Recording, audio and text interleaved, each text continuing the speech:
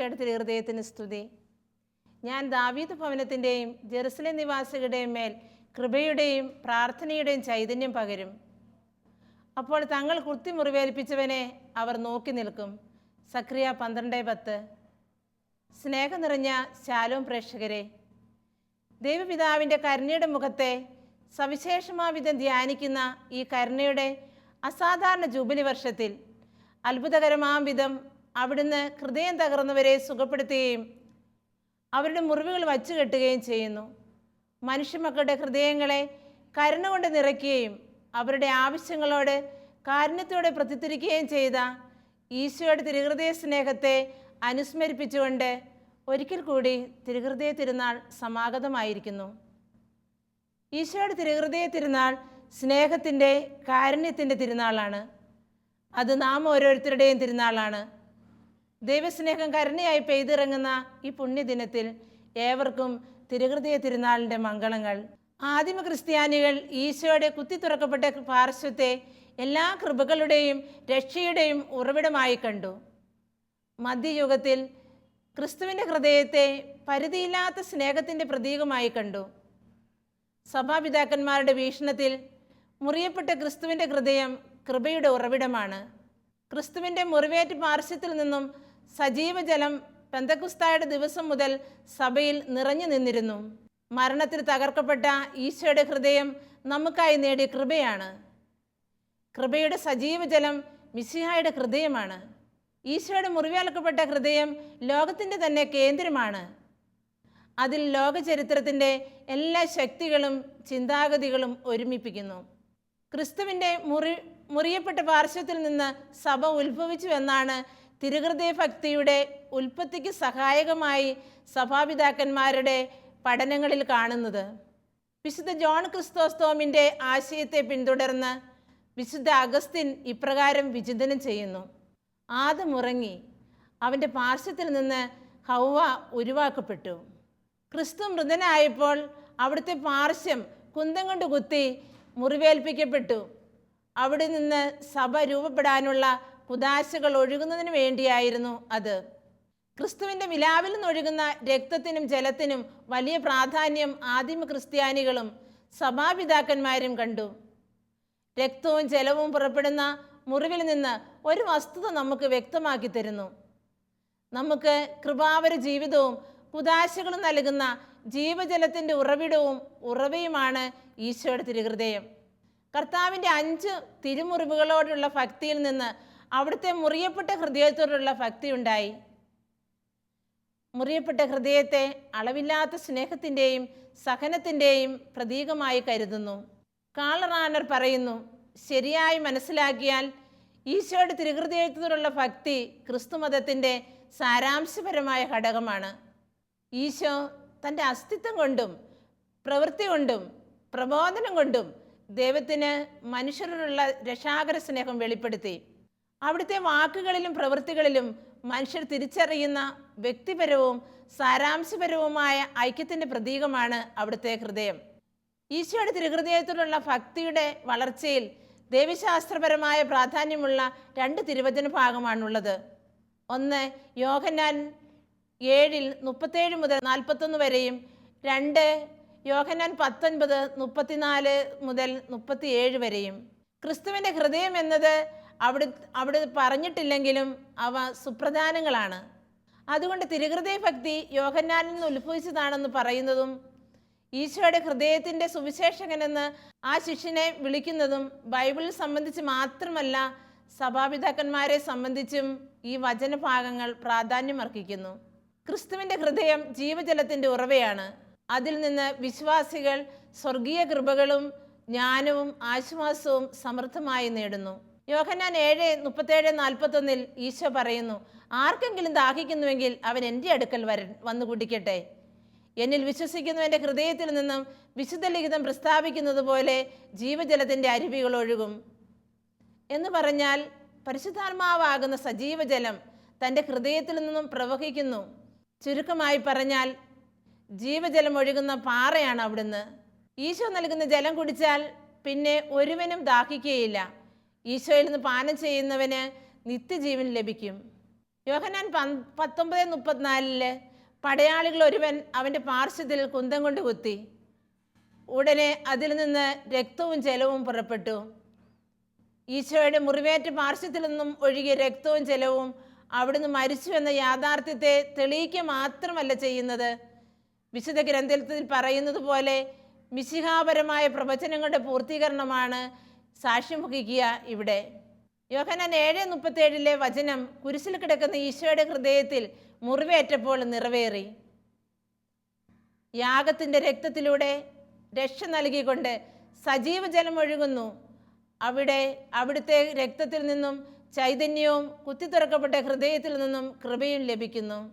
ഈശോയുടെ ദിവ്യസ്നേഹത്തിൻ്റെ പ്രകടനമാണ് അവിടുത്തെ കരുണാർദ്ര ഹൃദയം. അത് വറ്റാത്ത സ്നേഹത്തിൻ്റെ നീർച്ചാലാണ്. പിതാവായ ദൈവത്തിന് മാനവകുലത്തോടുള്ള നിലയ്ക്കാത്ത സ്നേഹം, നീതിയെ വെല്ലുന്ന കാരുണ്യം, തൻ്റെ പ്രിയപുത്രനായ ഈശോ മിശിഹായുടെ കുത്തിത്തുറക്കപ്പെട്ട ഹൃദയത്തിൽ നിന്നും അവസാനത്തുള്ള രക്തവും ജലവും ഭൂമിയിലേക്ക് ഒഴുകി അങ്ങനെ കരുണയുടെയും ആർദ്രതയുടെയും സ്നേഹത്തിൻ്റെയും കൂടാരമായി മാറി ഈശോയുടെ തിരുഹൃദയം. ദൈവം നമ്മെ എത്രമാത്രം സ്നേഹിക്കുന്നുവെന്ന് അവിടുത്തെ കരുണയിൽ നാം അനുഭവിച്ചറിയുന്നു. നാം വിളിച്ചപേക്ഷിക്കുമ്പോഴെല്ലാം ഈശോയുടെ തിരുഹൃദയം നമ്മുടെ സഹായത്തിനെത്തുന്നു. പ്രതിനന്ദിയോ പ്രതിസ്നേഹമോ പ്രതീക്ഷിക്കാതെ അവിടുന്ന് എപ്പോഴും സൗജന്യമായി തന്നെ നമുക്ക് നൽകുന്നു. ഹൃദയം പിളരുന്ന സ്നേഹം കൊണ്ട് മനുഷ്യനെ മാറോട് ചേർക്കുന്ന കരുണ, അതാവോളം ആസ്വദിക്കാൻ എല്ലാ മനുഷ്യമക്കളെയും ഈശോയുടെ തിരുഹൃദയം ക്ഷണിക്കുന്നു. തളർന്നവന് ബലം നൽകുകയും ദുർബലരെ ശക്തിപ്പെടുത്തുകയും കുറവുകളെ നിറവുകളാക്കുകയും ചെയ്യുന്ന ആ രക്ഷാസങ്കേതത്തിൽ നമുക്ക് അഭയം തേടാം. തിരുസഭാ ചരിത്രത്തിൽ തിരുഹൃദയഭക്തി വളരുന്നത് മധ്യശതകങ്ങളിലാണ്. വിശുദ്ധ ആൻസലം, വിശുദ്ധ ആൽബ്രട്ട്, സീനായിലെ വിശുദ്ധ കത്രീന തുടങ്ങിയവർ തിരുഹൃദയഭക്തിയെ പ്രോത്സാഹിപ്പിച്ചവരാണ്. 17-ാം നൂറ്റാണ്ടിൽ വിശുദ്ധ മർഗരിത മറിയത്തിന് ലഭിച്ച വെളിപാടുകൾ തിരുഹൃദയഭക്തിയുടെ പ്രചാരത്തിന് ഏറെ സഹായകമായി. പാശ്ചാത്യ സഭയുടെ ആരാധനക്രമത്തിൽ തിരുഹൃദയ തിരുനാൾ അനുവദിച്ചത് 1765 ക്ലമന്റ് 13 മാർപ്പാപ്പയാണ്. 1856 9-ാം പിയൂസ് മാർപ്പാപ്പ തിരുഹൃദയ തിരുനാൾ സാർവത്രിക സഭയ്ക്ക് മുഴുവനായി നിർദ്ദേശിച്ചു. ഭാരതത്തിലെ തിരുഹൃദയഭക്തി പ്രചാരണത്തിന് ആക്കം കൂട്ടിയത് ഫാദർ മത്തിയോ ക്രൗളിയാണ്. കുടുംബങ്ങളെ ഈശോയുടെ തിരുഹൃദയത്തിന് പ്രതിഷ്ഠിച്ചതിലൂടെ ഈശോയുടെ തിരുഹൃദയം കത്തോലിക്ക കുടുംബങ്ങളുടെ കേന്ദ്രമായി മാറി. സ്നേഹത്തിൻ്റെയും സഹാനുഭൂതിയുടെയും നിറവായ ഈശോയുടെ തിരുഹൃദയത്തിലുള്ള ഭക്തി കേരള സഭയിൽ ആഴത്തിൽ വേരുപാകി വളർന്നിട്ടുണ്ട്. വിശുദ്ധ മത്തായിയുടെ സുവിശേഷം 11-ാം അധ്യായം 28-29 തിരുവചനങ്ങൾ ഇപ്രകാരം പറയുന്നു: അധ്വാനിക്കുന്നവരും ഭാരം വഹിക്കുന്നവരുമായ നിങ്ങളെല്ലാവരും എൻ്റെ അടുക്കൽ വരുവിൻ, ഞാൻ നിങ്ങളെ ആശ്വസിപ്പിക്കാം. ഞാൻ ശാന്തശീലനും വിനീത ഹൃദയനുമാകിയാൽ എൻ്റെ നുകം വഹിക്കുകയും എന്നിൽ നിന്ന് പഠിക്കുകയും ചെയ്യുവിൻ, അപ്പോൾ നിങ്ങൾക്ക് ആശ്വാസം ലഭിക്കും. ഈശോയുടെ തിരുഹൃദയത്തിലേക്ക് മിഴികൾ ഉയർത്തി ആ ദിവ്യഹൃദയത്തിൻ്റെ സ്പന്ദനങ്ങൾ ഏറ്റുവാങ്ങി കരുണാർദ്ര സ്നേഹത്തിൻ്റെ പ്രവാചകനായി മാറിയ തിരുഹൃദയ പ്രേക്ഷിതരാണ് തിരുഹൃദയ സന്യാസിനി സമൂഹ സ്ഥാപകൻ ധന്യൻ കദളിക്കാട്ടിൽ മത്തായി അച്ഛൻ. വിശുദ്ധ മാർഗ്രറ്റ് മേരി അലക്കോക്കിന് ലഭിച്ച സ്വർഗീയ സന്ദേശം, മനുഷ്യരാൽ നിന്ദിക്കപ്പെട്ട എൻ്റെ ഹൃദയം കണ്ടാലും മകളെ നീയെങ്കിലും എന്നെ ആശ്വസിപ്പിക്കുകയില്ലേ? ഈ ദിവ്യപ്രചോദനം അദ്ദേഹത്തിൽ വിളങ്ങിയ തിരുഹൃദയ ഭക്തിക്ക് ആക്കം കൂട്ടി. ഒരിക്കലും മറ്റാത്ത കരുണാർദ്ര സ്നേഹത്തിൻ്റെ നീർച്ചോലയായ ഈശോയുടെ തിരുഹൃദയത്തിൽ മറഞ്ഞിരുന്ന ജീവിതത്തെ തേജോമയമാക്കിയ ധന്യൻ മത്തായി അച്ഛൻ്റെ ഹൃദയത്തിൽ ഈശോ തൻ്റെ കാരുണ്യത്തിൻ്റെ കയ്യൊപ്പ് ചാർത്തി. ഇടയനില്ലാത്ത ആട്ടിൻപറ്റത്തിന് സമാനമായിരുന്ന ജനക്കൂട്ടത്തോട് ഈശോയ്ക്ക് തോന്നിയ മനസ്സലിവ് അദ്ദേഹത്തിൻ്റെ ഹൃദയത്തെ ആർദ്രമാക്കി. ജീവിതം തകർന്നവരും ആരാരുമില്ലാത്തവരും കുഞ്ഞുങ്ങളും വയോധികരും വിധവകളും ആത്മീയ ശാരീരിക വിശപ്പ് മൂലം തളർന്നവരും രോഗികളും പാപത്തിൻ്റെ ബന്ധനത്തിൽ ആണ്ടവരും പാർശ്വവൽക്കരിക്കപ്പെട്ടവരും ജീവിതക്ലേശങ്ങളാൽ ഹൃദയം തകർന്നവരും മത്തായി അച്ഛൻ്റെ സ്വന്തമായി മാറി. ഈശോയുടെ കാരുണ്യത്തിൻ്റെ അപ്പസ്തലനായി മാറിയ അദ്ദേഹം ദൈവസ്നേഹത്തിൻ്റെയും പരസ്നേഹത്തിൻ്റെയും ചിറകുകളിലേറി ഈശോയുടെ കരുണാർദ്ര സ്നേഹത്തിൻ്റെ സംവാഹകരാകുവാൻ ഒരു സന്യാസിനി സമൂഹത്തിന് രൂപം കൊടുത്തു. അങ്ങനെ 1911 ജനുവരി 1 പാലായിൽ തിരുഹൃദയ സന്യാസിനി സമൂഹം രൂപം കൊണ്ടു. ഈശോയുടെ കാരുണ്യത്തിന് മുഖം തങ്ങളുടെ സ്നേഹ ശുശ്രൂഷകളിലൂടെ പ്രകടമാക്കിക്കൊണ്ട് സഹോദരിമാർ ഈശോയുടെ തിരുഹൃദയത്തിന് സാക്ഷ്യം വഹിക്കുന്നു. അവസാനത്തുള്ളി രക്തവും കുരിശിൽ നമുക്ക് വേണ്ടി ചിന്തിയ ഈശോയുടെ തിരുഹൃദയം ഏവർക്കും അഭയമരുളുന്ന അത്താണിയാണ്. സ്നേഹം അദ്വിചലമായ കെടാവിളക്കായി ആ ഹൃദയത്തിൽ പ്രശോഭിക്കുന്നു. ഈശോയുടെ തിരുഹൃദയത്തണലിൽ നമുക്ക് അഭയം തേടാം. ആധുനിക ലോകത്തിലെ നീറുന്ന പ്രശ്നങ്ങൾക്കുള്ള ഉത്തരമാണ് സ്നേഹത്താൽ ജ്വലിക്കുന്ന ഈശോയുടെ തിരുഹൃദയം. പരിഹാര പ്രക്രിയ അഥവാ പ്രായശ്ചിത്തം തിരുഹൃദയ ഭക്തിയെ സംബന്ധിച്ച് അടിസ്ഥാനപരമാണ്. പരിഹാരം അന്വേഷിച്ചുകൊണ്ടുള്ള പ്രാർത്ഥന മനുഷ്യജീവിതത്തിൽ ഏത് നീറുന്ന പ്രശ്നങ്ങൾക്കും ഉത്തരമാണ്. നമുക്ക് ആശ്രയിക്കാൻ അത്താണിയായിട്ടുള്ള ഈശോയുടെ തിരുഹൃദയത്തിൻ്റെ പക്കൽ നമ്മുടെ പാപങ്ങൾക്ക് പരിഹാരം അന്വേഷിച്ചുകൊണ്ട് അവിടുത്തെ സഹനത്തിൽ പങ്കുചേരണമെന്ന് അവിടുന്ന് ആഗ്രഹിക്കുന്നുണ്ട്. ഈ പ്രായശ്ചിത്തം ക്രിസ്തുവിലും ക്രിസ്തുവിനോടുകൂടിയും പിതാവായ ദൈവത്തിനാണ് നമ്മൾ സമർപ്പിക്കുന്നത്. അത് ക്രിസ്തുവിൻ്റെ രക്ഷാകര സംഭവത്തിലുള്ള പങ്കുചേരലാണ്. ഈ തലമുറ സ്നേഹത്തിനും ആശ്വാസത്തിനും സംരക്ഷണത്തിനും വേണ്ടിയുള്ള പരക്കം പാച്ചിലാണ്. പണം കേന്ദ്രമാക്കിയുള്ള അവൻ്റെ ജീവിതയാത്രയിൽ സമ്പത്ത് വർദ്ധിക്കുന്നതിനനുസരിച്ച് അവൻ്റെ സമാധാനം കുറഞ്ഞു വരുന്നു. ഈ സമാധാനം തേടിയുള്ള പ്രയാണത്തിൽ മനുഷ്യൻ ചെന്നെത്തുന്നത് ഭൗതികതയുടെ മാസ്മരികതയിലും മദ്യവും മയക്കുമരുന്നുകളും മാധ്യമ സംസ്കാരവും നൽകുന്ന ഇത്തിരി തണലിൽ മതിമറന്ന് മയങ്ങുമ്പോൾ ഇരിക്കുന്ന മരച്ചുവട്ടിൽ അണലിവിഷം മറിഞ്ഞിരിപ്പുണ്ട് എന്ന യാഥാർത്ഥ്യം അവൻ മറന്നുപോകുന്നു. മനുഷ്യൻ മനസ്സിലാക്കേണ്ട ഒരു കാര്യമുണ്ട്. ഹൃദയത്തോട് ചേരാത്ത, ഹൃദയത്തോട് മന്ത്രിക്കാത്ത ഒരു ബന്ധവും സ്നേഹത്തിൽ വേര് വാങ്ങി അടിയുറയ്ക്കുന്നില്ല. ഇന്ന് കുടുംബ ബന്ധങ്ങളിലും സമൂഹ ബന്ധങ്ങളിലും ഉണ്ടാകുന്ന വിള്ളലുകൾ അവരുടെ ഹൃദയഭാഷ മനസ്സിലാക്കാനുള്ള കഴിവില്ലായ്മ ഉയർത്തി കാണിക്കുന്നു. എൻ്റെ ഹൃദയത്തിൽ ഇടം നേടിയവർക്ക് മാത്രമേ എൻ്റെ ഹൃദയത്തിന് ഭാഗമായി തീരാൻ സാധിക്കുകയുള്ളൂ. ഭർത്താവ് ഭാര്യയുടെയും ഭാര്യ ഭർത്താവിൻ്റെയും ഹൃദയത്തിൽ വസിക്കുമ്പോൾ, മക്കളും മാതാപിതാക്കളും പരസ്പരം ഹൃദയത്തിൽ ഇടം നൽകുമ്പോൾ, പിളർക്കപ്പെട്ട ഹൃദയത്തിൽ നമുക്ക് അഭയം തന്ന ഈശോയുടെ തിരുഹൃദയത്തിൻ്റെ സമാധാനം കുടുംബങ്ങളിലും സമൂഹങ്ങളിലും സംജാതമാകും. നമ്മുടെ കുടുംബങ്ങളെ ഈശോയുടെ തിരുഹൃദയത്തിന് പ്രതിഷ്ഠിക്കേണ്ടതിൻ്റെ അനിവാര്യതയും തിരുഹൃദയ ഭക്തിയിൽ ആഴപ്പെടേണ്ടതിൻ്റെ ആവശ്യകതയും 1675 തിരുഹൃദയ പ്രേക്ഷിതയായ മിസ്റ്റർ മാർഗരറ്റ് മേരി അലക്കോക്കിന് ലഭിച്ച ദിവ്യ സന്ദർശനത്തിൽ വെളിപ്പെടുത്തപ്പെട്ട 12 ദിവ്യ വാഗ്ദാനങ്ങളിൽ പ്രകടമായി കാണാം. ഈ ദിവ്യദർശനങ്ങളിൽ വെച്ചാണ് പരിശുദ്ധ കുർബാനയുടെ തിരുനാളിന് ശേഷം വരുന്ന ആദ്യ വെള്ളിയാഴ്ച തിരുഹൃദയ തിരുനാൾ ആഘോഷിക്കണമെന്ന് ഈശോ അവൾക്ക് നിർദ്ദേശം നൽകിയത്. 238 ഭാഷകളിൽ വിവർത്തനം ചെയ്യപ്പെട്ട ആ 12 വാഗ്ദാനങ്ങൾ നമ്മുടെ ജീവിതത്തിന് പ്രതീക്ഷയും പ്രത്യാശയും നൽകുന്നവയാണ്. ഈശോയുടെ തിരുഹൃദയത്തോട് ഭക്തി പ്രദർശിപ്പിക്കുന്നവർക്ക് ലഭിക്കുന്ന ദിവ്യ അനുഗ്രഹങ്ങളാണവ. ഞാൻ അവർക്ക് അവരുടെ ജീവിതാവസ്ഥയ്ക്ക് ആവശ്യമായ എല്ലാ കൃപകളും നൽകും. ഞാൻ അവരുടെ ഭവനങ്ങളിൽ സമാധാനം സ്ഥാപിക്കും. ഞാൻ അവരുടെ എല്ലാ പ്രയാസങ്ങളിലും അവരെ ആശ്വസിപ്പിക്കും. അവരുടെ ജീവിതകാലത്തും സർവോപരി മരണനേരത്തും ഞാൻ അവരുടെ ഉറപ്പുള്ള അഭയകേന്ദ്രമായിരിക്കും. ഞാൻ അവരുടെ സർവ്വ സംരംഭങ്ങളെയും ധാരാളമായി അനുഗ്രഹിക്കും. പാപികൾ എൻ്റെ ഹൃദയത്തിൽ അനന്തമായ കൃപാസമുദ്രം കണ്ടെത്തും. ഭക്തിയിൽ മാന്യമുള്ളവരെ ഞാൻ തീഷ്ണതയുള്ളവരാക്കും. തീഷ്ണതയുള്ളവർ അതിവേഗം പുണ്യത്തിൽ അഭിവൃദ്ധി പ്രാപിക്കും. എൻ്റെ ഹൃദയത്തിൻ്റെ ചിത്രം പ്രദർശിപ്പിക്കുകയും ബഹുമാനിക്കുകയും ചെയ്യുന്ന ഓരോ സ്ഥലത്തെയും വ്യക്തികളെയും ഞാൻ ആദരിക്കും. ഏറ്റവും കഠിനമായ ഹൃദയങ്ങളെ സ്പർശിക്കുവാനുള്ള വരം ഞാൻ വൈദികർക്ക് നൽകും. ഈ ഭക്തി പ്രചരിപ്പിക്കുന്നവരുടെ പേരുകൾ ഒരിക്കലും മായ്ക്കപ്പെടാത്ത വിധം എൻ്റെ ഹൃദയത്തിൽ ഞാൻ മുദ്രണം ചെയ്യും.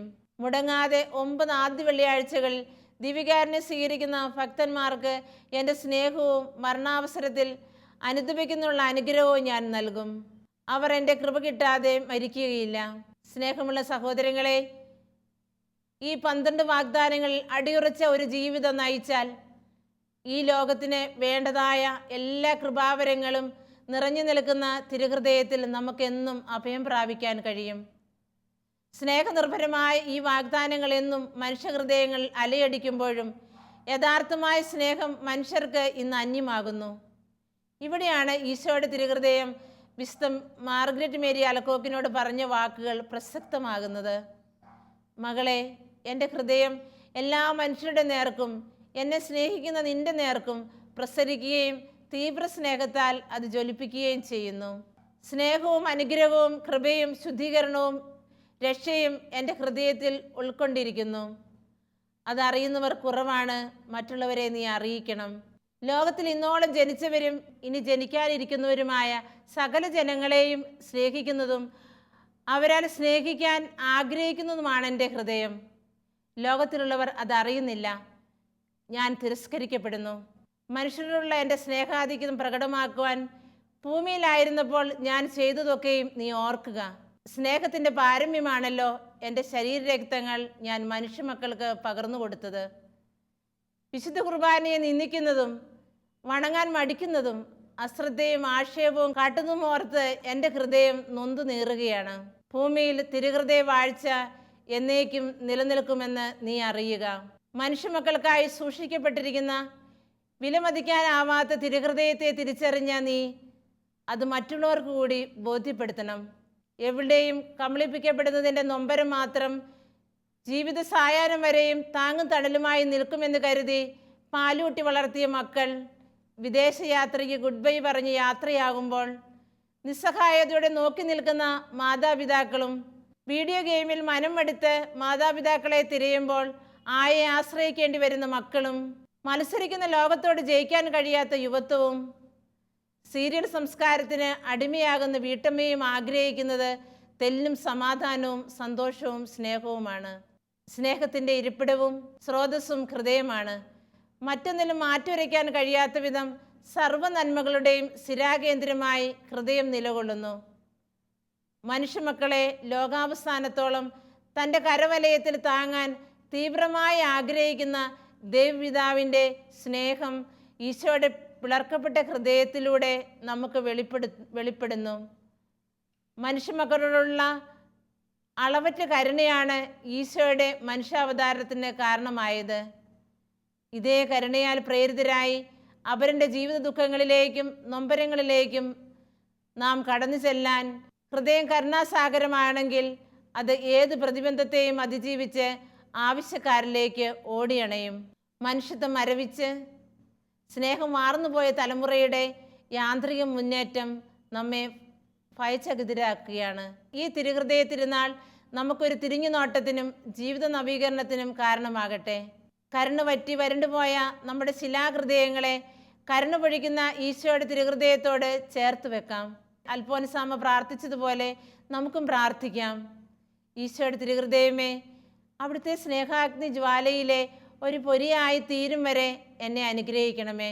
നമ്മുടെ കുടുംബങ്ങളെയും സമൂഹങ്ങളെയും നമ്മുടെ പ്രാർത്ഥന ആവശ്യപ്പെട്ടിട്ടുള്ളവരെയും ഈശോയുടെ തിരുഹൃദയത്തോട് ചേർത്ത് വെക്കാം. നമുക്ക് ചേർന്ന് പ്രാർത്ഥിക്കാം. ഈശോയുടെ തിരുഹൃദയമേ, ഞങ്ങളെ അനുഗ്രഹിക്കണമേ. ഞങ്ങളുടെ ഹൃദയവും സമസ്ത വിചാരങ്ങളും കാലടിപ്പാടുകളും എൻ്റെ ഓരോ ഹൃദയമിടിപ്പ് പോലും ഞാൻ അങ്ങേക്ക് സമർപ്പിക്കുന്നു.